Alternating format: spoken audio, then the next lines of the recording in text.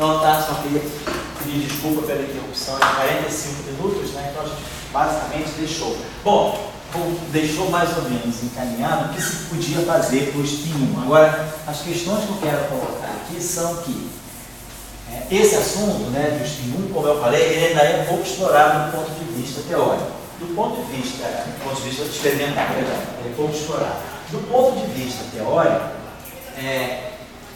a questão, não vamos investir, ninguém vai ficar investindo muito tempo para fazer isso, mas seria interessante perceber, isso não é complicado, né? Montando o gráfico de Feynman, vocês já podem ver o que vai dar contribuição ao momento magnético. Seria a parte de momento transfer. O que a gente viu no caso do escalar é que isso não vai acontecer porque não aparecia nenhuma contração no momento transfer. A coisa estava sempre proporcional ao momento do próprio escalar. Ao passo que aqui não. Basicamente, esse vértice aqui é o vértice essencial. Acho que esse vértice aqui é que desempenha um papel muito importante. Porque é esse vértice aqui que vai estar colocando, né, na hora que a gente for estudar os efeitos, né, de loop, ele vai estar colocando o momento do fóton aqui. Então, o momento transferido daqui para cá, que é o momento do fóton, ele vai estar entrando através desse vértice. Então, realmente, esse vértice aí deve dar uma correção que a gente vai está aparecer o momento transfer. Isso. Ele vai aparecer explicitamente por causa desse vértice. Coisa que não acontecia no caso do escalar. Porque no caso do escalar, você não pode escrever um vértice desse tipo. Então, é isso aqui que prejudica. Ele não faz com que no caso escalar você possa gerar correção no momento magnético. Essa é a discussão que eu precisava. Se tivesse assim, um W mini. W mini se diz? Não, a minha mini. Se tivesse um Z mini, Z mini, a minha mini. Se tivesse Z mini. Z mini aqui, cara. Você poderia ter um. Isso. E ele estaria também contribuindo? Estaria contribuindo também, estaria. Quer dizer, nesse caso aqui, você estaria contribuindo, você teria esse vértice, além disso, você teria esse vértice. Para contribuir para o momento magnético, você tem que colocar aqui realmente na perna externa, tem que colocar aqui realmente o fóton. Então, aqui tem que ser realmente o fóton. E aqui é a matéria, e aqui é a matéria. Você vai colocar aqui nas pernas externas a matéria, e aqui o fóton. Agora, se esse vértice aqui entrar, ele vai ter que entrar aqui dentro. Não, mas aí não é assim, ele vai entrar como sub. Ele vai entrar como sub. Mas se você tivesse, por exemplo, um F mini vezes um Z mini também. Ah, sim. Um F mini, sendo que o Z, quer dizer, aí tem que ter só cuidado com uma coisa. O Z é real. Então isso aqui é zero. Você não pode escrever um objeto como esse com o Z mini, porque isso aqui é decimento, isso aqui é decimento. A não ser que você tivesse um caso complexo, não. Então, se você tivesse um outro tipo de Z, se você tivesse um Z e um Z minha, aí isso aqui faz sentido, entendeu? A coisa fica muito amarrada por causa do F mini, né? Essa é a questão. Ou então eu vou. O José, ele perguntou, né? A questão da carga elétrica, eu faço a seguinte pergunta. Você agora está com a carga elétrica com 4 campos de carga elétrica agora no jogo, né? Sim. A 1000, o Z e o Z. Quando você vai lá na QD, você diz que a carga elétrica é conservada. Vamos dizer que eu sou Max. Você botou DLT. Daí o pessoal veio e botou a carga elétrica conservada, mas daí deu um limite para a conservação da carga elétrica, não sei quantos anos lá. Quando eu vou enfiando mais coisas na conservação da carga elétrica, e eu continuo com aquele limite instrumental, tanto disso, acho que você sim. faz um DQ-DT. Só que o teu DQ-DT está envolvendo, antigamente lá no Maxwell era 2 campos, um campo. Não, eu digo o seguinte, o limite experimental ele é um só. Você fixa, você vai olhar a lei de conservação da carga elétrica, ela é válida até com precisão. Isso aí é um dado experimental. Se você modifica a tua fenomenologia, agora para você, no teu modelo, a tua carga elétrica contém mais campos do que no meu. No meu modelo, a carga elétrica é o campo do elétron. Para você, o teu modelo, a carga elétrica é o campo do elétron, mas você tem elementos, você estendeu o teu modelo. No dado. Que inclui o dado, por exemplo. Então, esse limite experimental, que é o mesmo para nós, ele vai colocar vínculos no teu modelo. Então, por exemplo, os parâmetros do teu modelo que vão estar dentro do operador de carga elétrica, você tem parâmetros que vão estar vinculados por essa lei de conservação que você mediu. Então, você não vai mudar o bound experimental, mas esse bound experimental ele vai colocar vínculos em cima dos teus parâmetros. Eu acho que essa que vai ser o método de aplicação seria desse modo. O bound experimental ele coloca limites nos parâmetros do teu agregiado. Então, se você agora tem uma coisa estendida com mais campo, tem mais parâmetros ali dentro, você vai usar aquele bound experimental para te dar uma relação dos teus parâmetros. Eu tentaria dessa forma.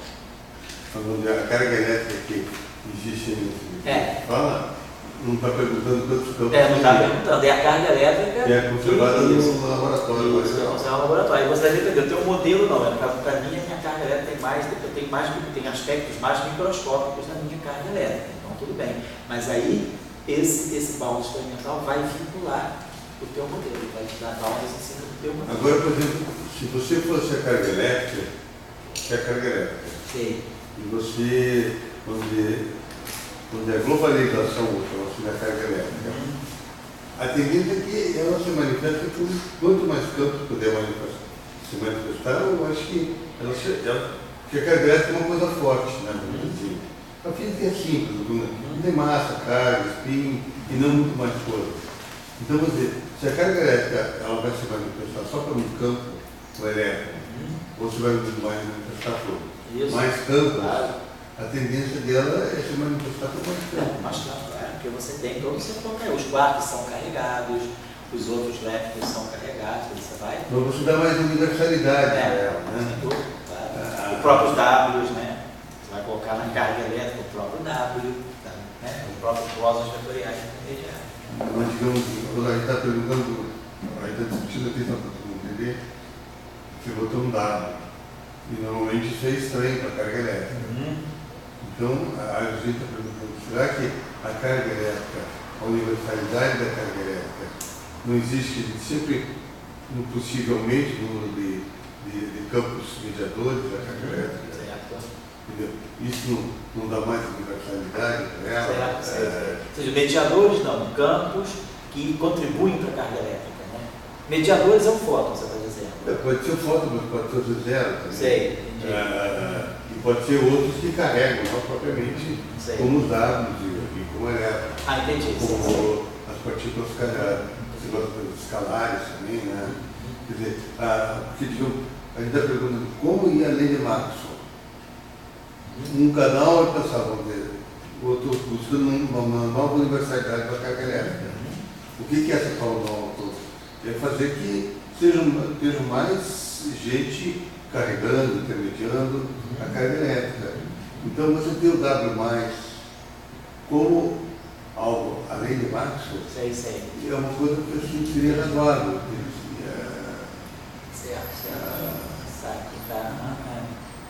Quer dizer, dentro, você poderia dizer o que você gostaria de ter. É um campo carregado, também intermediando a carga elétrica. Né? Quer dizer, como se fosse quase uma coisa, um aspecto não abeliano do próprio eletromagnetismo. Você ter um portador de campo eletromagnético que também tenha carga, que não seja só o fóton, não seja só o nêutron. Então, o que eu falava para as pessoas entenderem, a gente quer fazer um correio para a carga elétrica. E esse correio não ser só feito pelo fóton ou pelo elétron, mas quanto mais você. Porque a natureza precisa da carga elétrica, né?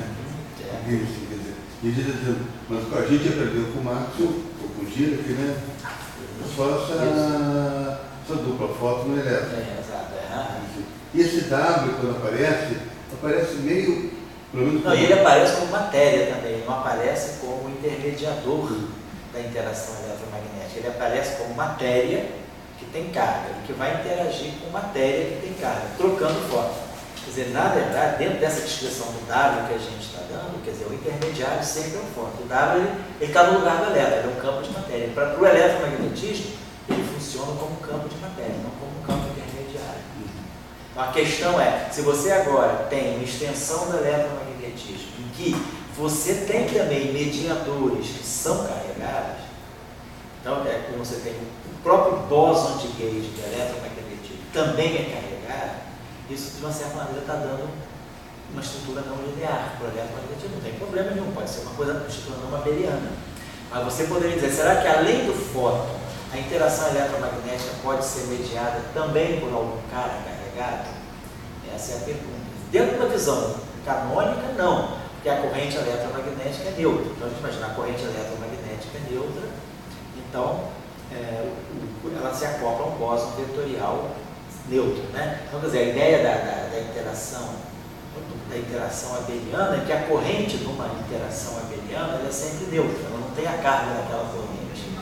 Porque a interação... Agora, você pode fazer uma extensão da teoria abeliana de tal maneira, talvez, a introduzir corrente carregada também e bóson vetorial carregado. Teria além do fóton outra coisa. Mas aí, a ideia pergunta é essa.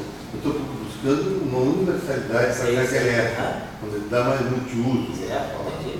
Poderia acontecer, pode acontecer. Aí você vai ver o quanto isso contribui para a carga elétrica. Claro. Faz sentido. Faz sentido. No momento agora eu não sei fazer, mas faz sentido. Professor, daria para lidar com essas questões aí, no caso da interna aí, com a colocação desse termo aí de polo, em termos da representação redutível, e daria para... então para representar... Em termos de teoria de grupo. Entendi, isso aí. Porque assim, porque dá um passo atrás da Lagrangiana, dizer, tipo, como se juntasse a 0,5, meio zero, como se fosse naquele sentido, melhor dizendo, juntar dois spin meio, com um termo massivo. E a gente teria, teoricamente, o spin 1 com um termo de massa, né? Isso. Daria para lidar com essas questões nesse... Mas você estaria pensando no campo composto, é isso? Você está pensando no campo de spin 1? Criar um spin 1 massivo. Entendi. Criar um spin 1 massivo, mas aí qual é a relação disso com a representação meio? É que um spin meio com um spin meio eu conseguiria criar um vetor. Entendi. Então você está pensando num vetor composto de spin meio. Alguma coisa assim como a gente faz com o elétron. Isso. Né? O fóton ali. Por exemplo, está pensando o seguinte, suponhamos que eu tenha um campo, fermiônico. Vamos pegar dois campos fermiônicos. Suponhamos que eu tenho um campo aqui e um campo psi, digamos assim. Se eu pegar essa combinação aqui, Ki barra gama mi Ki, essa combinação, tudo bem, isso aqui é um quadro vetor, isso aqui é um vetor, então isso aqui tem spin 1 e 0. Mas só que ele é neutro, porque a transformação de fase dele mata desse. Então, isso aqui nunca vai descrever um vetor carregado.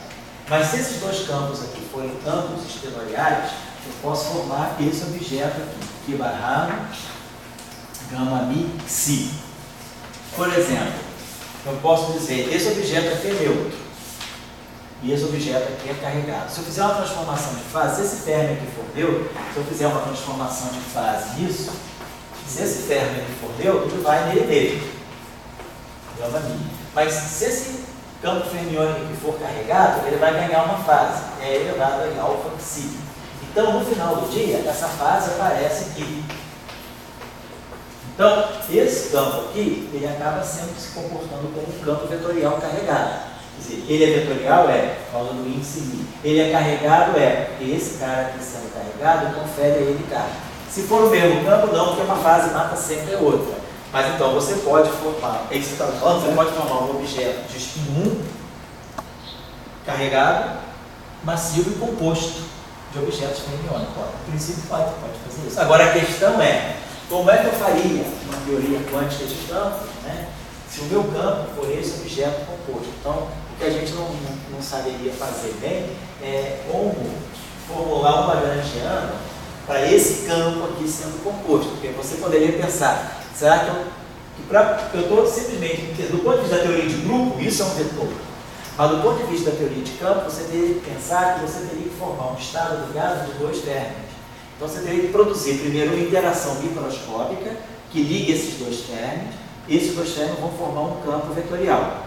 E aí depois desse campo vetorial ele emerge como uma partícula composta que tem massa, que tem carga.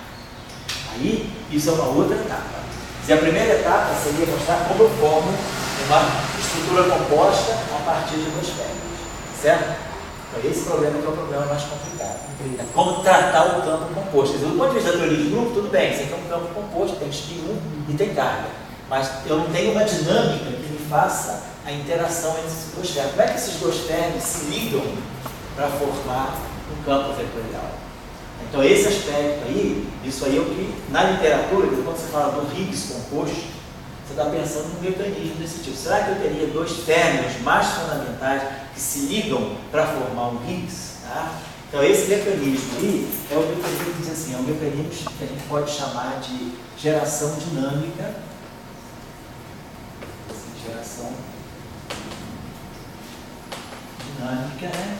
Vamos dizer, geração dinâmica de composto. Geração dinâmica já pressupõe que isso aqui então seja um campo composto, certo? Você tem que providenciar um mecanismo, um lagrangiano, uma interação para aqueles términos fundamentais, mostrar que esses términos fundamentais podem se ligar para formar um estado composto, e esse estado composto é que vai ser a partícula carregada que você está procurando, tá certo? Isso não é uma etapa que nós temos assim. Só uma dúvida que ficou da... Pode falar ainda, vou passar para falar. Primeira parte. Fala aí. Você falou que para aquele, quando você inclui o termo de pai fundido, você ganha quantos vértices? Quando você inclui o vértice, você ganha, na verdade, um vértice, mas um vértice pode ter mais termos. Você tinha, esse vértice aqui, que tem a derivada do W, a derivada do W, isso aqui, um vértice dessa categoria aqui, a Mi. Onde vem esse vértice? Esse vértice aqui vem, isso, vem do W mini e W minista. W minista, W mini, perfeito. Esse vértice vem dali. Agora, esse vértice aqui é extra. Esse vértice não vem de derivada covariante nenhuma. Esse vértice aqui você coloca a mão. Você poderia até colocar ele com uma constante de estrutura diferente, não necessariamente o R. Você coloca um G. Aí você vê, será que eu posso encontrar um G de tal? Bota aqui uma constante, vamos chamar de L'. Será que eu posso encontrar essa constante L' de tal maneira que a razão giromagnética dele é igual a 2? Aí você mostra que esse L' tem que ser igual exatamente ao R. Beleza. Então esse vértice aqui é um outro vértice. Isso, mas os dois vértices são trilineares e você quer justamente encontrar qual é o fator de vértice comum. Isso, junto do vértice é W e W. Exatamente. No final de tudo, esses dois acoplamentos do lagrangiano se traduzem em um único vértice. Aí a gente fez a conta e achou uma coisa desse gênero aqui, tá? Isso. Isso aqui é essa parte que tem o E, que é a parte que vem daqui. E a outra parte vem daqui. Isso. Aí você junta tudo naquele lagrangiano que o Felipe trouxe aí do Cheng-Li. O Cheng-Li ele já dá tudo junto. Entendeu? Ele já dá um vértice único que leva em conta tudo. Se você observar lá no vértice do Cheng-Li, ele tem o momento de transfer, ele tem o momento do fóton e tem uma combinação que soma K1 com K2, que é o momento das duas partes de mecânica. Que é a parte que vem daqui. Isso, que é a parte que vem daqui. Então aquele vértice já encontrei tudo. Ah, tá. Tudo bem. Certo? E agora? Oi. E esse termo aí pode ser obtido ou descoberto simplesmente fazendo o power counting do lagrangiano original para ver o que faltaria para deixar ela mais renormalizável? Sim, você poderia dizer. O F4 da escalada. Quando você vai escrever um lagrangiano, um variante de gauge, você vai escrever o lagrangiano mais geral possível, que seja um variante de gauge e que seja compatível com a normalizabilidade. Então, se você vai fazer aquele D escalar, aquele D vetorial, naquele D espinorial, você poderia colocar esse termo aqui. Esse termo aqui é invariante de gauge, esse termo aqui, a fase daqui mata a fase daqui, esse cara é invariante, então esse termo aqui é invariante de gauge. Por que eu não coloco ele naquele D? Não coloco ele naquele D porque a constante de acoplamento que aparece aqui, isso aqui tem dimensão 3 vezes 3 meio, 3 ou 4 ou 5. Essa dimensão aqui, essa constante de acoplamento, ela apareceria com dimensão negativa de massa ao quadrado, de massa menos 2. Então essa interação aqui é não renormalizável. Então você não coloca. Sim. Mas se ela fosse uma interação renormalizável em variante gauge, você colocaria ela. Naquele D espinorial, naquele D vetorial, então você vê que você, por sorte, vamos dizer, por sorte, mas por uma razão que nós conhecemos no espaço-tempo, esse vértice aqui, ele é invariante de gauge. Essa fase mata essa. Esse cara é invariante de gauge. Então esse vértice é invariante de gauge. Então, apesar de ele não estar na derivada covariante, ele poderia ser colocado. Aí você vai colocar uma constante de acoplamento aqui. E aí você vê dimensão 1, dimensão 1, dimensão 2, dimensão 4. Então essa constante de acoplamento aqui, ela é, do ponto de vista da massa, ela é adimensional. Então, do ponto de vista do power count, esse acoplamento é normalizado. Então, você pode colocar ele, oi? Ele pode já ser determinado sem chutar. Pode ser determinado sem chutar. Sem encontrar. Agora, você pensaria, eu coloco aí, que constante de acoplamento eu coloco aqui? Você pensa, bom, eu estou fazendo uma interação entre o objeto carregado e o campo eletromagnético. Então, por universalidade, eu imagino que um objeto carregado interaja com o campo eletromagnético sempre com a constante de acoplamento que é. Então, a constante de acoplamento que aparece aqui deveria, é razoável. Eu poderia colocar uma genérica, mas ele seria razoável por quê? Porque eu estou falando de uma interação eletromagnética. Então, é de se esperar que a constante de acoplamento eletromagnética seja única, seja universal. O I eu só coloco porque esse termo aqui tem que ser real. Se eu fizer tirar o conjugado complexo desse termo, dá menos ele. Então, como dá menos ele, eu coloco o I, isso aqui fica real. Mas aqui está a física. Eu coloco essa constante de acoplamento porque eu estou descrevendo a interação eletromagnética. Então, esse termo é razoável por isso. A gente poderia... Só uma questão. Vou falar. Quando você busca generalizar uma Lagrangiana, você está pensando então ver os termos renormalizados. Isso. Mas, por exemplo, no caso do vetorial, se a gente fosse pensar assim, a gente ia colocar o W star W ao quadrado. Isso. Mas a gente já viu que esse aí vai trazer problemas Com a unitariedade. Isso.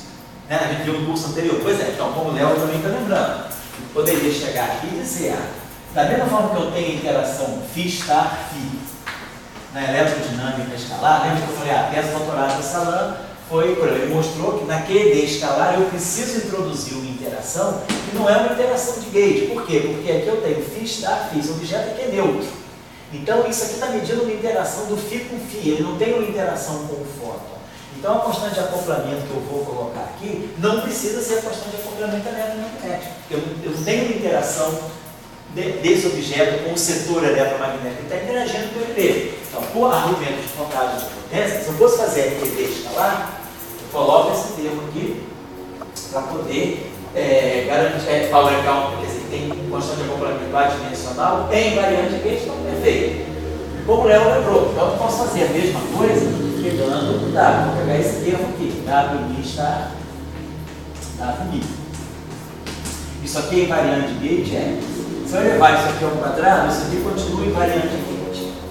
É invariante gauge, Tem 4 campos A, então eu posso colocar aqui uma constante de acoplamento G, que é adimensional. Então eu podia colocar aqui uma constante de acoplamento lambda. Não é uma constante de acoplamento eletromagnético, porque o fóton não está aqui. Isso aqui é uma alta interação desse campo com ele mesmo. Então, em princípio, eu poderia colocar essa constante de acoplamento. Mas lá no curso do ano passado, a gente viu que o problema que a gente tem com essa constante de acoplamento, com esse acoplamento quártico aí nesse caso, é que ele vai violar o boundary de unitariedade. Então, a gente tem um problema com a unitariedade, que era justamente o que estava no trabalho do Lido e Yang, de 62, 63. Lá, essa questão não fica muito clara. Mas a gente depois viu que essa questão aqui foi resolvida numa teoria de Yang-Mills. Quando eu tenho uma teoria de Yang-Mills, com W massivo, em que eu tenho a quebra espontânea da simetria, o campo de Higgs da teoria eletrofrágil é que cura a não unitariedade que esse termo introduz. Então, na teoria eletrofrágil, o campo de Higgs que entra para quebrar a simetria espontaneamente, ele automaticamente cura o problema que vem dessa quebra de unitariedade que a gente tinha falado. Essa quebra de unitariedade vem porque eu tenho a parte longitudinal do bóson vetorial massivo que faz com que a seção de choque cresça indefinidamente com a energia, quebrando o limite de unitariedade. Ao passo que tendo o Higgs ele contribui para quebrar esse efeito. Então, foi bem lembrado, né? Em princípio, nessa eletrodinâmica que nós estamos descrevendo, a simetria de gauge e a renormalizabilidade me permitem introduzir esse termo aqui na ação. Então, esse termo aqui é renormalizado do ponto de vista da contagem de potência, porque isso aqui não tem dimensão. É invariante gauge, beleza. Da mesma forma que esse termo está aqui, na teoria, na QED escalar, esse termo poderia estar aqui na QED vetorial. Só que na QED escalar, esse termo aqui não é perigoso para a unitariedade, porque esse campo é escalar, ele não tem parte longitudinal.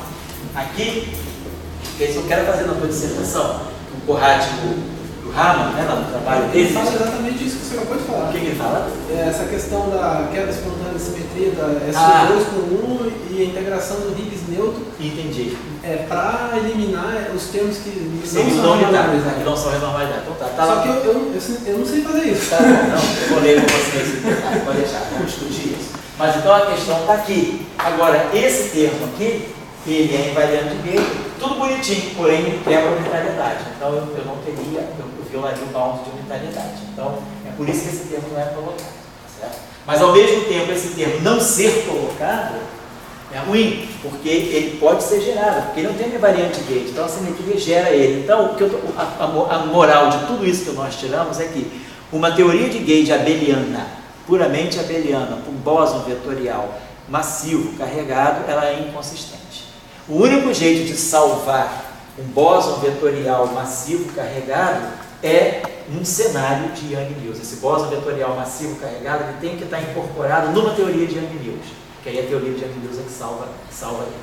No caso, então, a derivada covalente ela deveria ser generalizada para a derivada covalente adjunta. É de S2, Se vamos trabalhar essas questões na potência. Tá? Bom? Se prepara para muita aula aqui. Vai ficar famoso aí. Tá bom? Pergunta a vocês. Eu não sei se eu tinha deixado, mais ou menos assim. Ficou no ar de olhar a decomposição de Gordon no vetor do campo vetorial W-MI? Uma decomposição de Gordon. Está tentando. Então estão tentando, estou tendo. Não, só vocês estão com isso na calma. Então tá, vai saber. Quando estiver pronto, vocês me falam também. Bom, vamos começar agora essa discussão simples que eu falei com vocês. O Espinho tinha deixado dois textos, né? Duas referências na aula passada, né? Sobretudo a referência do Wiltshire. Só vou citar aqui, que eu já tinha deixado, eu não vou nem precisar escrever. O Moody com o Wiltshire, né? Vocês tinham essa referência aqui. É sobre ela que eu vou comentar mais hoje. Moody.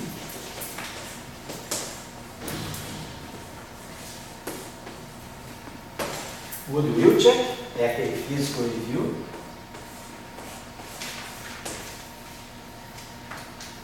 De 30.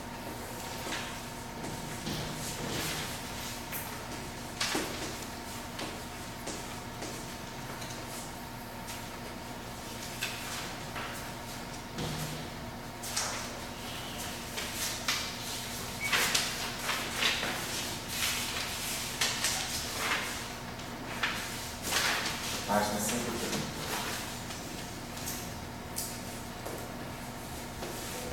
E depois do trabalho mais recente, né, dado os momentos, que é o Mochorio e Dobresk. Dobresk e Mochorio.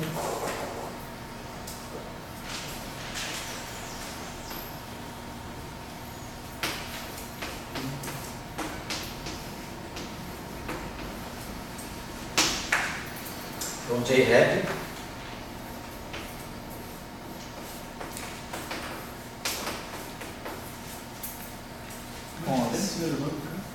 Foi Dobrescu. Dobrescu.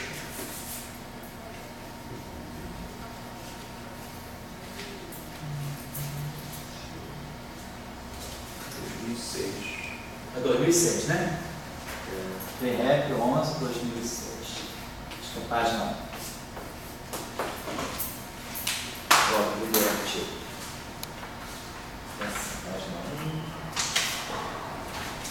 Nesse trabalho aqui também, eles estudam forças dependentes de spin, forças macroscópicas dependentes de spin devido à troca de novos objetos, novas partículas escalares ou novas partículas vetoriais. Ao passo desse trabalho aqui do Wiltshire é devido à troca de partículas escalares. Aqui então é o seguinte, eu vou colocar uma primeira questão com vocês. Nós tínhamos feito a decomposição de Gordon, né? Quando a gente pegou os ferros, né? Vocês lembram como a gente tinha feito isso aqui? Um barrado de pelinha, não é isso? Gama Mi, U de P. Isso aqui dava para nós, né? Corrijam aí, por favor. P, linha, mais P, linha. Não lembro se é sobre M ou sobre 2M? 2M. Sobre 2M, né? E aqui, dependendo das nossas convenções, nós tínhamos o que eu acho que combina isso? Menos I sobre N. Menos I sobre N. E ainda falta um barra de P' e um de P. Menos I sobre N. Aí tinha um momento transfer. Isso. P' menos P, né? É. P' menos P, é isso? P, Ni. Que é que Ni. Um barra de P. Barrado. P'. Sigma.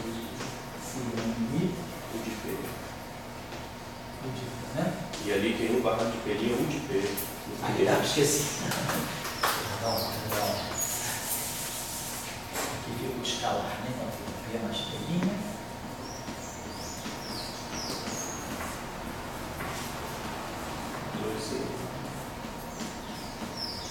Né? 2 N. Então isso nós tínhamos aqui. Então temos esses bilineares fermiônicos aqui. Esse aqui que é o escalar e esse aqui que é o distinto. Então, a gente pode fazer o seguinte, vamos pegar essa equação aqui, vamos multiplicar essa pessoa. Que é o seguinte, eu vou falar com vocês desse paper, então eu vou dar para vocês o empurrão do paper do Moody com Wiltshire, para vocês fazerem o cálculo. O cálculo é simples, a questão é só organizar o cálculo. Depois o cálculo é uma integral, o espaço dos momentos que vocês vão saber fazer sem problema. Mas aí eu só quero encaminhar o cálculo com vocês. Vamos olhar o seguinte. Vamos pegar essa equação aqui, pelo que eu estou vendo aqui no caso dele. Na verdade, ele está interessado em estudar não é a interação com o bóson vetorial massivo, não. Ele está interessado em estudar a interação do tipo escalar. Então, o que o Taylor vai tentar estudar, porque esse trabalho aqui do Wiltshire, na verdade, o Wiltshire estava interessado nessa época, em 1984, ele estava interessado na questão do áxion.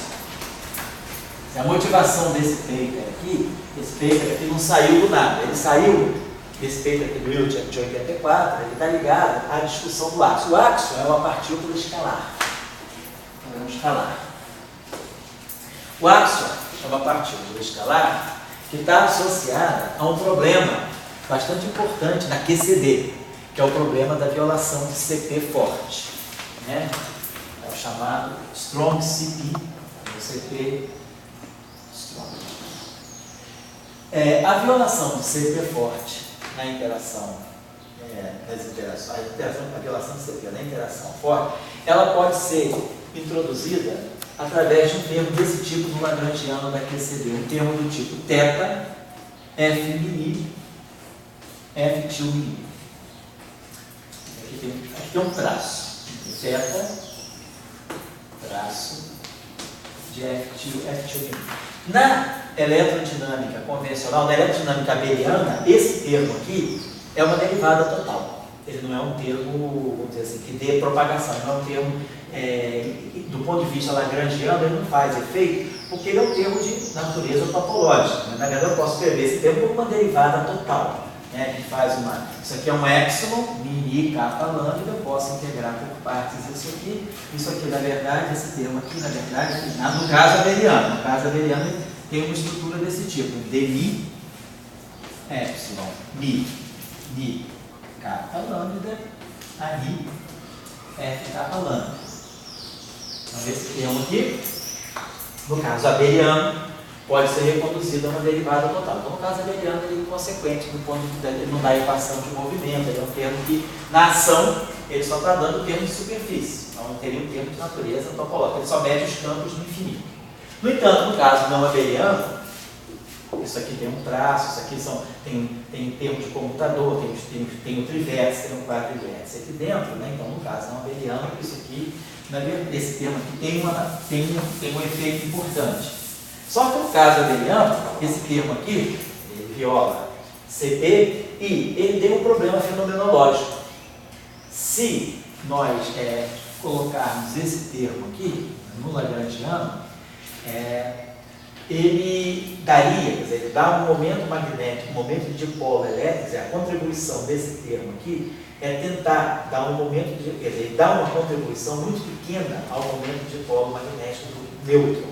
Então, o momento de dipolo magnético do nêutron, que é muito pequeno, ele fixa esse parâmetro como sendo na faixa de 10 a menos 9. Então, Esse problema é um problema que, por que esse número tão pequeno? Por que esse parâmetro θ seria tão pequeno? Então, a ideia na época foi que todo o problema estava, se esse termo aqui é constante, esse termo teria que ser muito pequeno e ele daria uma contribuição, essa contribuição pequena, né? Não foi medida ainda, não, como a gente falou, elétrico do meu. Então, a ideia que surgiu na época, devido a Peccei e Quinn, tiveram uma ideia diferente. Ao invés de introduzir esse termo aqui como sendo um θ constante, eles disseram, esse θ aqui pode ser um campo escalar.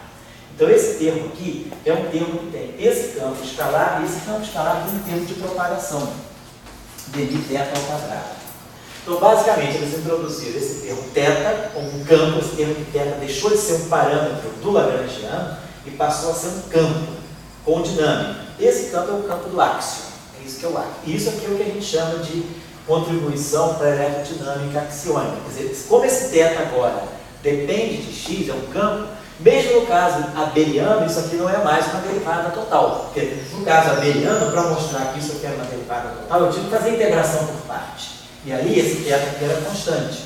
Mas se o θ agora depende de x, quando eu for fazer integração por parte que me tira o dmi e me traz aqui para fora, e me libera aqui dentro um ani vezes esse f, com o epsilon que está aqui dentro, eu joguei fora, ali jogando fora o termo de derivada em θ. θ era constante, não tinha problema, mas quando θ não é constante, esse termo aqui não é mais um termo de superfície. Então esse termo aqui dá contribuição para a equação de movimento. O θ agora, mesmo no caso abeliano, tiro o traço, no caso abeliano, então esse termo aqui agora é um termo de interação. Isso aqui é um campo θ, isso aqui tem o epsilon, tem o a, então isso aqui é um campo, é um termo que vai ter interação de dois fótons com o áxion. Então eu tenho aqui um vértice, que seria fóton, interagindo com o áxion. É um vértice daqui, ani, θ. Quando eu olhar a regra que vai ter, tem dmi ali, aqui tem f lá, então isso aqui vai me dar um vértice desse tipo.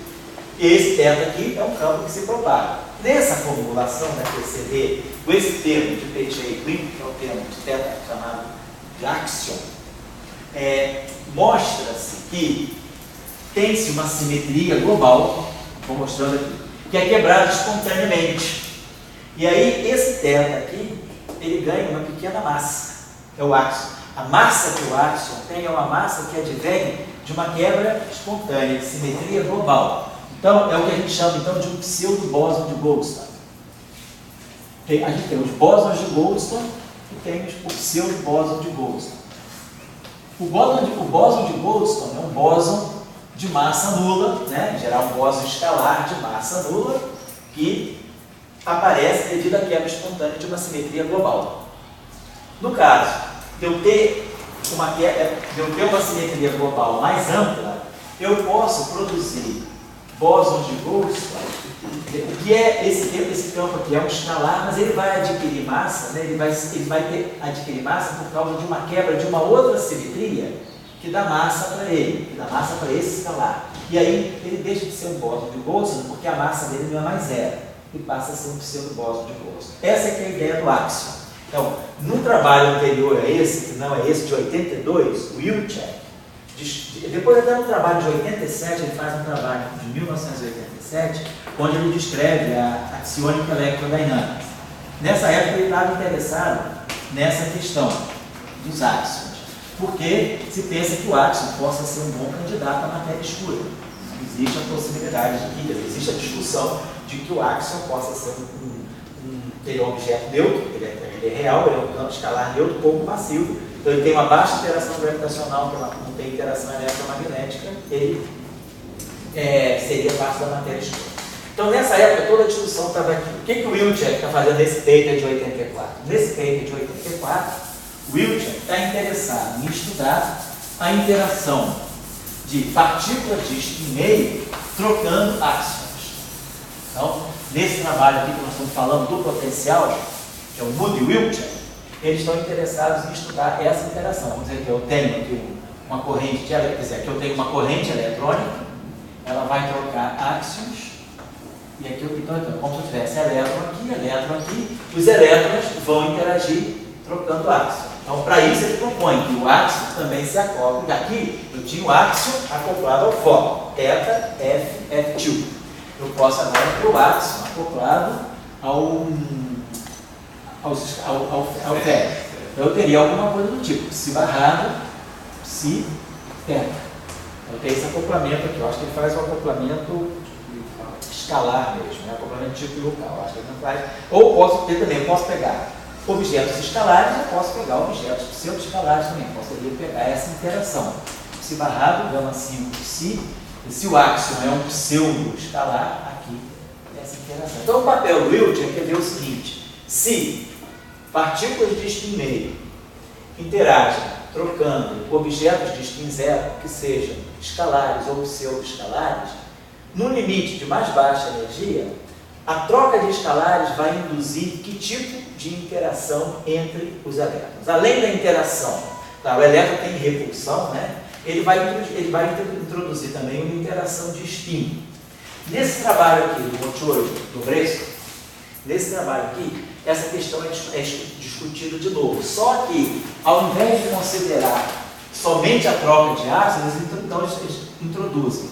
Pode trocar áxios aqui dentro, pode trocar fóton, pode trocar Z0, ou seja, pode trocar diferentes partículas aqui. Eu acho que eu não sei se eles estudam o spin 2 também. Não, spin 0 e spin 1. Então, eles vão ter forças geradas entre objetos de spin meio devido à troca de spin 0 e spin 1. Pode ser o fóton, pode ser o Z0, que é o massivo. Então, a pergunta é: como é que fica a interação, a parte dependente do spin? Claro, o potencial de dois elétrons é sempre do tipo 1 sobre L, né, o potencial de interação. Mas essa é a primeira aproximação, é a aproximação monopolo, a aproximação colombiana. O elétron tem spin. Onde é que está a parte de spin? Se o elétron tem spin, ele tem momento magnético. Então, o outro elétron que está aqui tem um spin, quer dizer, então o spin desse elétron tem que se acoplar ao momento magnético desse elétron. Só que esse momento magnético de um elétron é proporcional ao próprio spin.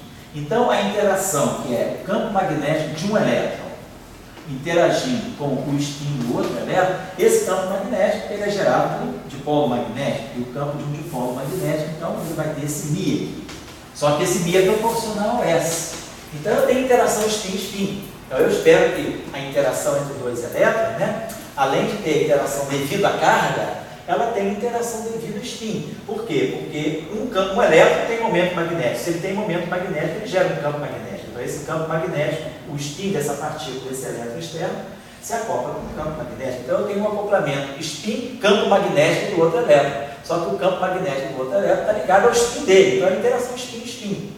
Então, é razoável que no meu potencial eu também tenho uma interação spin-spin. Então, além da interação coulombiana, né, e depois do que a gente vocês vão chegar a essa resposta, além da interação coulombiana, que é se a partícula trocada é massiva, então nós temos uma interação tipo local, menos a massa da partícula, distância sobre R. Se a massa da partícula é zero, claro, isso tem que dar interação coulombiana. Se a massa da partícula não é zero, ele dá uma interação tipo local. Depois, nós podemos ter uma interação que vai ser proporcional também ao spin. Então, eu vou ter o spin da partícula 1, escalar spin da partícula 2, e claro, eu vou ter termos aqui que podem ser termos de 1 sobre R2, tá, isso aí a gente depois vai sair. Então nós temos uma parte do potencial que é a parte sem a interação de spin, que é a parte meramente coulombiana, vamos dizer assim, a parte de monopolo, e depois a parte de interação spin-spin. Então é isso que a gente, essa que é a ideia. Só que nesse paper, no paper do Mochoy e do Bresco, estuda a parte de troca de vetores. Aqui nesse paper do Wiltshire, é apenas estudar a troca de escalares. Ou eu troco um escalar, ou eu troco um pseudo-escalar massivo. Então, o propagador a gente conhece. O propagador do escalar é I sobre Q2, que é o momento de transfer, Q2 menos a massa do escalar ao quadrado. Se esse cara aqui entra com P e sai aqui com P', né? Então, vamos dizer que aqui entra aqui um Q, né? Então, eu tenho que P mais Q é igual a P'. Ou seja, Q, que é o momento de transfer, é P' menos P. Certo? Então, essa partícula aqui recebe esse momento transferido, ela chega aqui para esse momento. Então, tem um momento de transfer. O momento de transfer é o momento aqui do propagador Então, o momento transfere é o momento transferido pela partícula virtual que é trocada. Aqui, por exemplo, eu poderia ter um P1, vamos dizer aqui um P2, aqui um P2' e aqui um P1'. Então, o meu Q seria P1' menos P. É o momento transferido para a partícula 1 devido à interação com a partícula 2. Então, tem um propagador aqui. A questão é que essa interação, então, era do tipo, esse verso de interação aqui é uma corrente com um escalar, aqui, esse escalar se propaga para cá, e aqui eu tenho uma outra corrente com outro escalar. Então, era um pouco na direção daquilo que a gente fez algumas aulas atrás. A gente tem uma corrente acoplada com um escalar, e aqui do outro lado, isso aqui no ponto X, né? E no ponto X' nós temos a corrente de X' acoplada com o escalar de X'. Esse escalar é virtual, ele vai aparecer sob a forma de um propagador. E eu vou ter a interação dessa corrente com essa corrente trocando esse propagador. Esse que é a estrutura do que a gente está estudando. O potencial, ele vai vir daí. Ele vai vir da troca, né? Quando a gente tinha feito, deixa eu colocar aqui para vocês, quando a gente tinha lá nas aulas anteriores, pensado assim, a ação, né? X, vamos colocar aqui a parte. Então nós temos aqui, vou colocar o escalar, aqui eu tenho um meio, né? Vou pegar um escalar real, D'Alembertiano mais M2, né? Na verdade fica menos D'Alembertiano, menos M2. Então vou aqui menos global aqui. D'Alembertiano mais M2, né? Então Lagrangiano fica lá igual integrado por parte. dm fica menos φ D'Alembertiano φ. E o termo de M2 φ é menos um meio de M2 φ2. Vou botar esse menos aqui, né? Vou botar esse menos aqui. E aqui uma corrente, que eu não sei o que é, depois nós vamos especificar, pode ser uma corrente de elétrons interagindo com o escalar. Tá? Então, a equação de campo aqui está me dando esse operador aqui, quer dizer, eu vou chamar esse operador aqui de, ó, quando eu faço a equação de campo, ela vai me dar menos, vou fazer o princípio variacional em relação a φ, menos Oφ mais J igual a zero. Então, isso aqui me dá o, né? Esse operador O para mim é isso aqui, por definição, é o D'Alembertiano mais M2. Então, isso aqui me dá que o φ é J, o φ é O a menos 1, J. Sintetizando. Então, a gente pode pensar o seguinte, eu sei quem é esse φ. Eu posso perguntar, será que eu poderia tirar uma interação efetiva corrente-corrente? Se eu sei que o φ é o O a menos 1 J, então eu posso colocar isso aqui nessa. Então, eu vou escrever, vamos escrever só o Lagrangiano, vamos esquecer a parte de ação. Então, isso aqui é menos 1/2 de φ O φ. Vamos escrever aquele termo como sendo mais 1/2 de Jφ mais 1/2 de φJ. Fazer escrever esse termo. Só que quebrei aquele termo em dois. E vou pegar isso aqui e vou escrever assim. Isso aqui então é menos 1/2 de φ O φ mais menos O a menos 1 J. É esse primeiro termo ou o último. Menos 1/2 de φ O φ mais 1/2 de φ O menos 1 da identidade. Tá? Então fica mais 1/2 de φ J. Esse termo aqui está aqui dentro. Esse termo aqui ficou quietinho. Mais 1/2 de J. Certo? Esse termo aqui eu não toquei. Por que eu fiz isso? Foi interessante eu fazer isso? Só para colocar esse termo aqui. Isso é zero, né? Oi? Não seria zero? Qual? Isso aí pode ser zero? Qual termo? Esse aqui? Esse aí que está aí dentro. Porque é. Ali, ó. Esse aqui? É. Por quê? Porque por causa está escrito ali, ó. Φ É menos. igual a O menos 1 J. Φ, então, Φ igual a... Ah, tá aqui, né? É. Φ, deixa eu ver se tá certinho aqui. Ah, tudo bem. Só prestar atenção numa coisinha aqui. Isso aqui é uma equação de campo.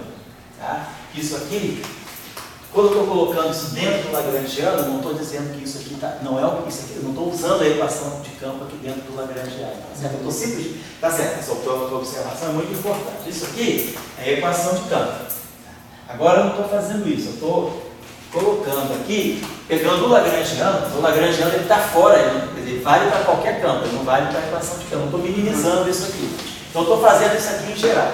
Eu apenas fiz essa fatoração aqui, tá certo? Então, aqui eu não estou usando a equação de campo, porque o campo que está dentro do Lagrangiano, ele não é o campo que satisfaz a equação de campo, porque o campo só satisfaz a equação de campo quando eu aplico o princípio variacional, minimizo a ação, não estou minimizando a ação, certo? Então, está aqui. Então, agora, essa expressão aqui, eu posso fazer o seguinte, deixa eu apagar isso aqui. Vamos fazer a seguinte transformação aqui. Então, isso aqui está dando para mim o seguinte, isso aqui vai me dar menos 1/2 de φ ó φ. Tá legal? Depois, ele vai me dar esse termo aqui. Vamos fazer a seguinte transformação agora. Vamos fazer isso aqui. Vamos dizer que esse objeto aqui, φ menos O menos 1J, eu vou definir isso aqui como sendo um novo campo finito. Vou chamar isso aqui de um campo finito. Então vamos colocar isso aqui dentro do Lagrangiano. Vamos trabalhar com esse campo aqui. Na verdade, eu vou chamar isso aqui de finito.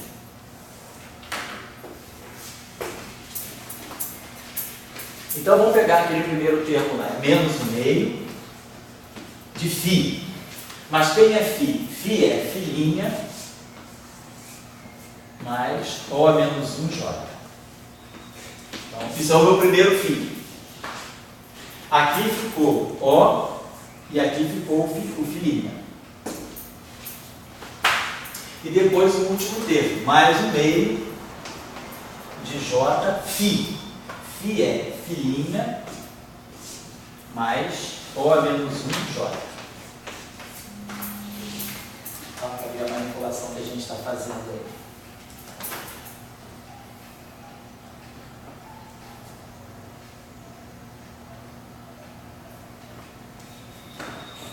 Então, lembrando lá da questão do Luiz, não estou usando aqui a equação de campo, estou só fazendo uma reestruturação da minha ação. O que nós vamos querer fazer com isso? Nós estamos querendo dizer com isso aqui. Nós vamos estar introduzindo, né? Quer dizer, eu quero tentar explicitar a interação da fonte com a fonte. Então, o que está acontecendo aqui para nós? Nós estamos introduzindo aqui, né? Que redefinindo, na verdade, vendo que essa fonte aqui, quer dizer, eu estou pegando esse campo efetivo aqui, então, fazendo introduzindo a fonte dentro do campo, através desse termo aqui que a gente está fazendo. Então, muito bem, o que isso aqui está dando para nós? O primeiro termo dá menos 1/2 de φ' ó φ'. Então, o primeiro termo está aqui. Vamos lá, para poder colocar na entrada.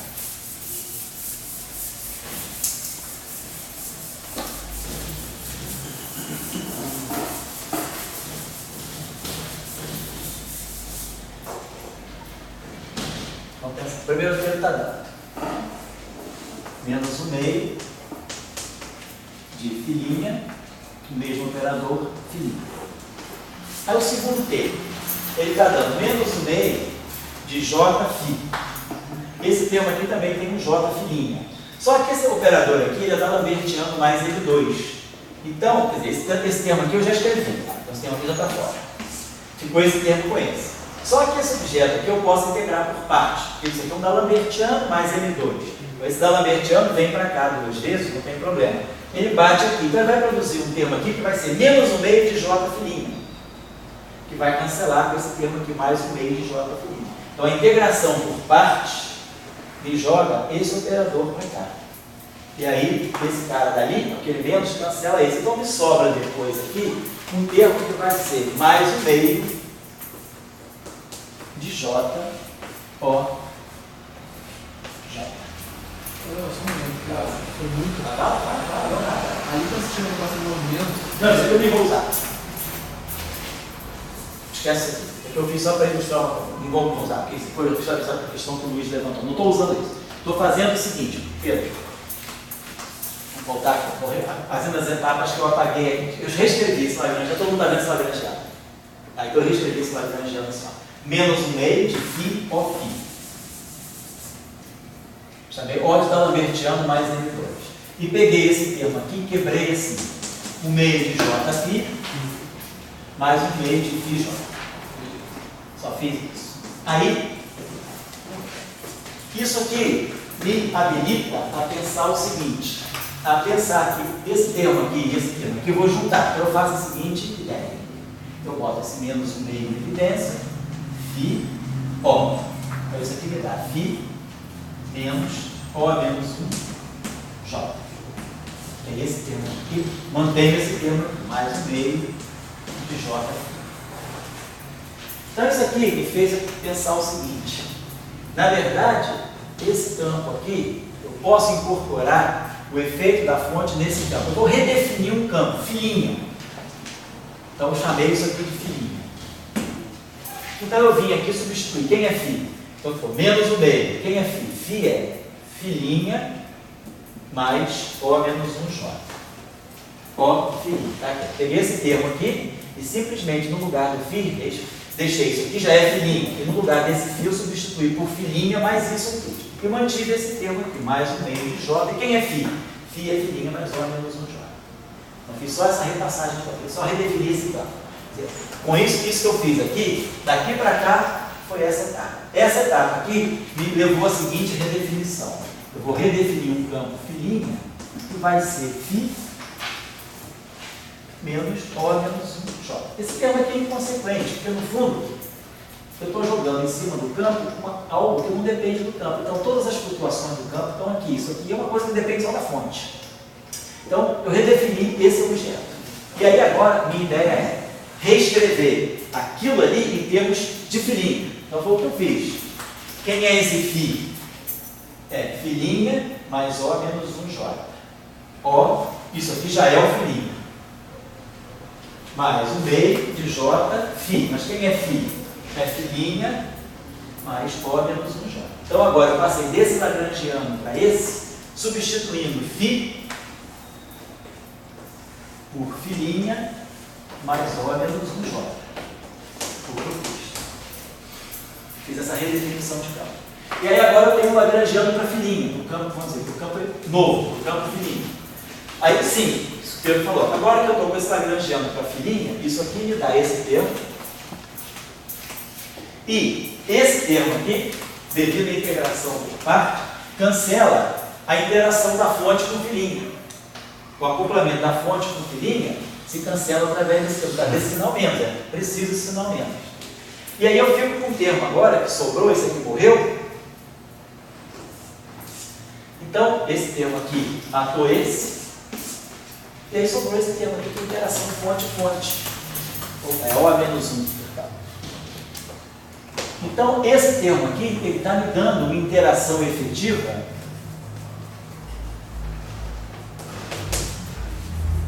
corrente-corrente.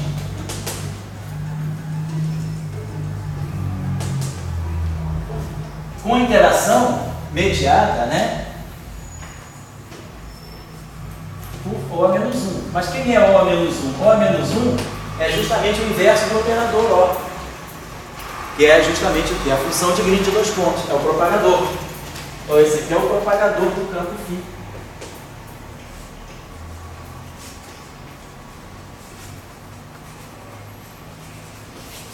Então a ideia ali é justamente essa. A minha corrente está acoplada com o meu campo. Só que essa interação da corrente com o campo, ela acaba se materializando sob a forma de uma interação corrente-corrente mediada pela troca do campo. Então, esse termo aqui é esse termo aqui, é o Jφ. Isso aqui é o Jφ. Isso aqui é a corrente J e isso aqui é o φ. Nessa outra visão, que aí esse termo aqui agora é um termo completamente desacoplado. O filinha está desacoplado do J. O que é importante é que o filinha, ele deixou o efeito dele. Se eu tirar a equação de movimento para filinha agora, é O filinha igual a zero. Então esse campo filinha está desacoplado, ele não tem nada que gere ele. Ao passo que aqui eu tenho uma interação corrente-corrente. Então, essa interação, ela me gera uma interação corrente-corrente, trocando aqui o propagador do fio, que é o O menos 1. O O menos 1 é o propagador do fio.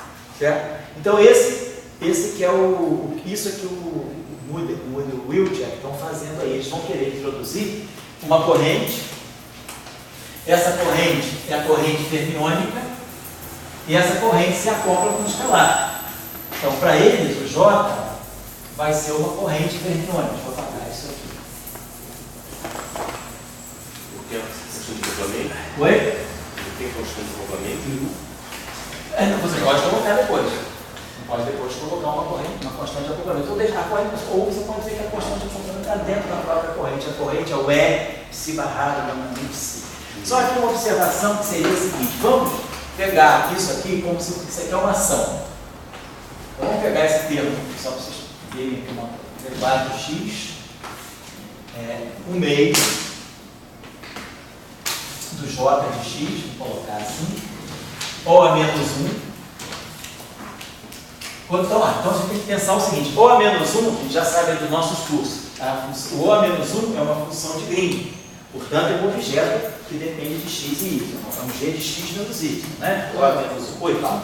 Quando você fez a região aqui, você identificou o propagadorzinho dele. Isso. Ele deveria vir de uma interação JJ campo. Ou você está falando, você precisa escrever uma partícula, você esquece. Quer dizer, J. Quer dizer, isso aqui é esse termo aqui, é uma corrente, é aquele termo lá que eu tinha colocado, J φ. Não é corrente campo, não é corrente campo. Isso, beleza. Corrente campo. E aí, nessa formulação, eu vi que esse φ desaparece e fica o propagador dele, que é o O, a menos 1. E aí ele gera uma interação corrente mediada pelo φ. É isso que eu estou colocando aqui. É uma equivalência. É uma equivalência. Ou você trabalha com aquele φ com J φ, mas você pode ver que aquilo conduz. Aquilo é equivalente a você ter direto a interação JJ trocando φ, trocando o propagador de φ. Então, essa aqui seria a interação. A função O menos 1 é uma função de Green, o que a gente sabe é isso aqui. D'Alembertiano em x vezes O menos 1 é a função dela. Então, tem que pensar que esse O menos 1 é isso aqui. Vou pensar desse modo. Então, isso aqui é o O menos 1. Uma função de Green é um objeto, quer dizer, não local nesse sentido, né? Então aqui eu vou colocar um G de x menos y e aqui eu vou colocar um J de y. Então é claro, eu tenho que integrar isso aqui em x e y. Tá? Isso aqui é D4x, D4y, era um cálculo de iniciar uma aula aí que a gente tinha que continuar. Então, isso aqui é interação, é uma ação, vamos dizer assim, efetiva para a interação corrente-corrente. Mas sempre começa assim, né? Eu lembro quando o Tião fez o cálculo. Isso. Você começa disso, né? O propagador, você começa daí. Você escreve uma corrente de J, qualquer uma, faz a variação funcional em relação a ela. Isso. E daí tira. Lá naquele formalismo, aquela corrente é uma corrente externa que você não sabe muito bem quem é. Aqui na Bíblia não. Quem é essa corrente? Eu posso especificar. Nós vamos especificar essa corrente como sendo uma corrente, por exemplo, de elétrons, por exemplo. Mas naquele caso também poderia ser. Poderia ser, só que poderia você ser não corrente, inclui, você só. Quer dizer, uma corrente externa fixa, quer dizer, um campo clássico que eu não sei quem é. Você não está quantizando aquilo, você está quantizando o campo φ. Tá certo? Então tem isso aqui. Vamos escrever isso aqui no espaço de Fourier. Escrever essa interação corrente-corrente no espaço de Fourier. Então isso vai dar D4x, D4y, 1 meio. Quem é J de x? Então isso aqui vai me dar. Vou ter uma integral de Fourier aqui, uma integral de Fourier aqui. Então tem 3 integrais de Fourier. Então vou ter um D4P sobre 2π à quarta. Vou ter um D4Q sobre 2π à quarta. E vou ter um D4L sobre 2π à quarta. Então são as transformadas de Fourier. J til de P, G til de Q, transformado de Fourier da função de Green, e o J til de L. Tudo isso agora vezes os fatores de onda plana. É a menos I dx, é a menos I Q x menos y e é a menos i L y. Então fiz todas as integrais de Fourier, todas as transformadas de Fourier. Bom, vamos fazer isso. Então nós estamos tentando entender essa interação corrente-corrente.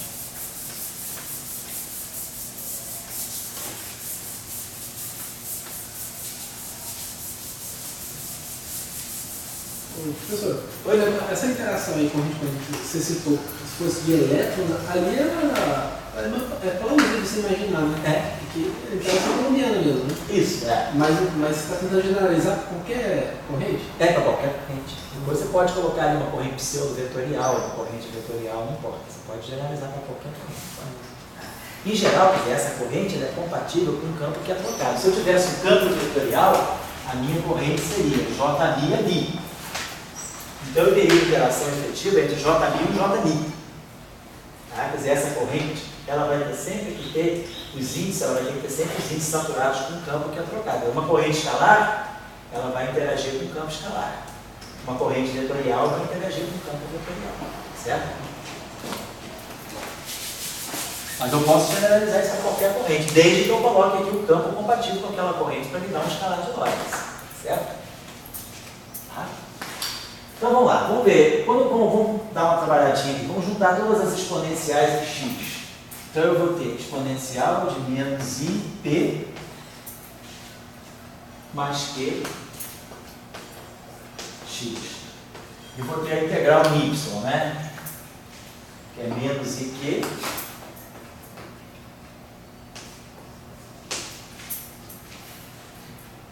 mais ly. Menos q, né? Menos q mais ly.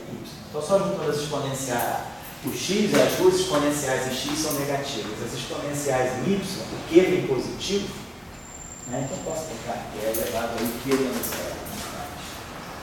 Menos q mais l. Tá? Não acontece. E aí, quando eu integrar em x, isso aqui vai me dar um 2π a quarta delta de p mais t.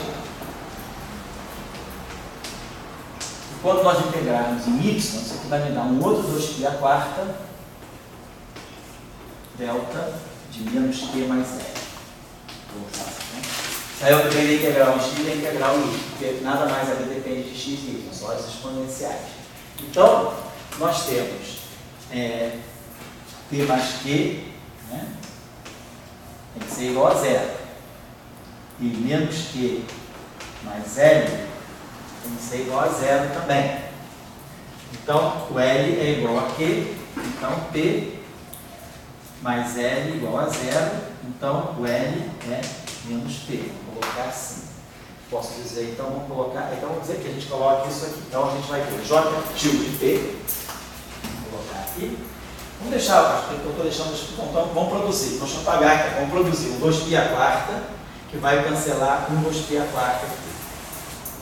Vamos colocar um outro 2π a quarta. Essa corrente aqui tem P. E essa corrente aqui tem P. Vamos deixar essas duas. Então, eu cancelei os dois 2π a quarta aqui.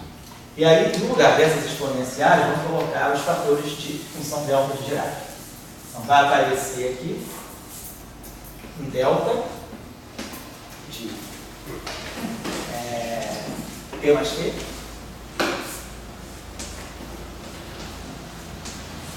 Vai aparecer aqui um delta de menos Q mais L.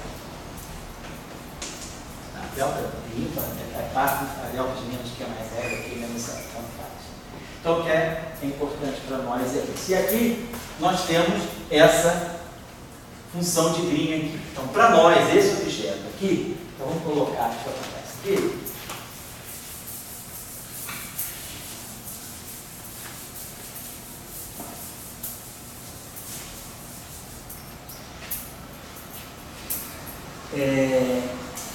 Então ficamos com isso. Vamos deixar aqui, se vale a pena, não vale a pena a gente eliminar. Eu poderia eliminar a integral, ou seja, eu eliminei a integral de x, tá? Sai. Aí ficamos com essas integrais. Se eu eliminar a integral em p, eu vou ter que, eu posso eliminar a integral em p, o p é menos q, né? Mas não tem nada aqui. Aí eu vou ficar minha integral em L também, né? Então eu vou ter aqui um J tilde de menos Q, vou colocar assim, então ficou aqui. Vamos fazer isso então. Então, interação efetiva, corrente, corrente. Ela está me dando aqui um meio. E aqui nós temos a integral de 4Q sobre 2π². E aí aqui nós vamos ter a corrente J tilde de P. Então P igual a menos Q. Aí vamos ter aqui o propagador, vamos ter aqui a função de Green, G tilde de Q. E vamos ter aqui a corrente J tilde, é igual aqui. J tilde. Então essa expressão aqui está me dando basicamente uma energia, ó, é a ação, né? A ação é T menos D. Ela está me dando, então, uma interação, porque isso aqui não tem dependência em termos cinéticos aqui, isso aqui é como se fosse um potencial. Isso aqui está fazendo o papel de um potencial, uma corrente, função de Green, corrente. Certo? Então, e aí o que é importante aqui é a presença da função de Green fazendo essa mediação. Por exemplo, se nós tivermos uma fonte estática, uma fonte que só aqui.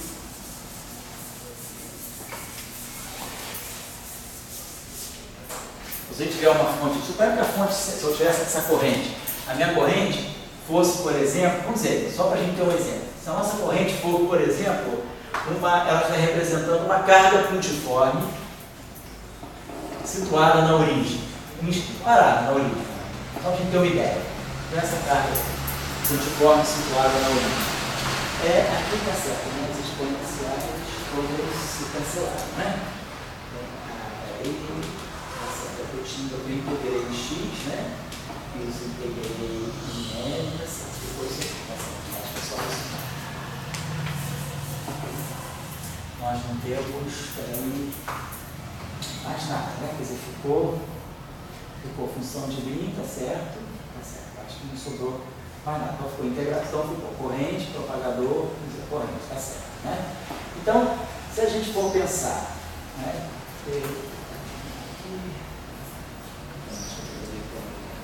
Isso mesmo, né? A gente fez a transformada de Fourier do J, fez a transformada de Fourier do G, fez a transformada de Fourier do outro J, integrou em X, integrou em Y, no final, a integração em X me deu uma onda plana, a integração em Y me deu uma outra onda plana. A gente não tem mais nada aqui para colocar. O propagador, quer dizer, a função de Green está ali, né? Propagador que a gente vai colocar. Certo, acho que basicamente é isso. Tá. Só isso que eu tinha colocado. A ação do Lagrange mas está me faltando um elemento aqui. Vamos pensar o seguinte: se essa fonte for uma coisa, se eu tivesse uma fonte externa estática, coloquei uma partícula puntiforme na origem, estática. Então, ou seja, você ter colocado uma partícula no ponto, na posição A, e a outra fonte, quer dizer, a fonte que é do J de X, né? Vamos colocar assim, J de X e o J de Y. Seria uma outra partícula, uma outra carga, uma carga aqui, na posição B. Então, se eu tivesse feito isso, tivesse feito isso aqui até antes, né? Deixa eu colocar isso aqui, talvez eu tivesse feito. Certo.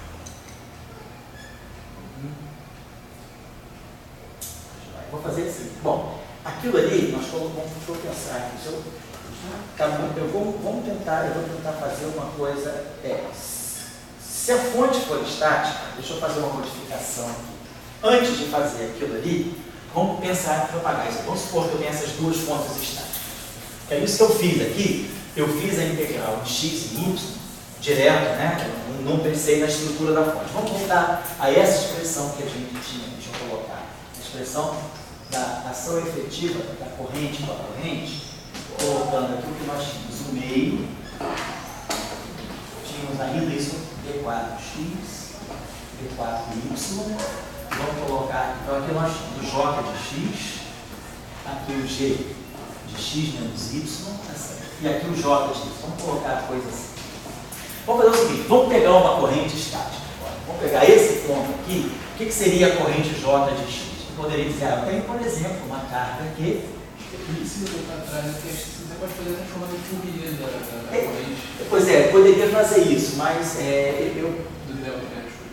poderia fazer, posso fazer isso, mas eu preferiria, quer dizer, o que eu vou, na verdade, fazer.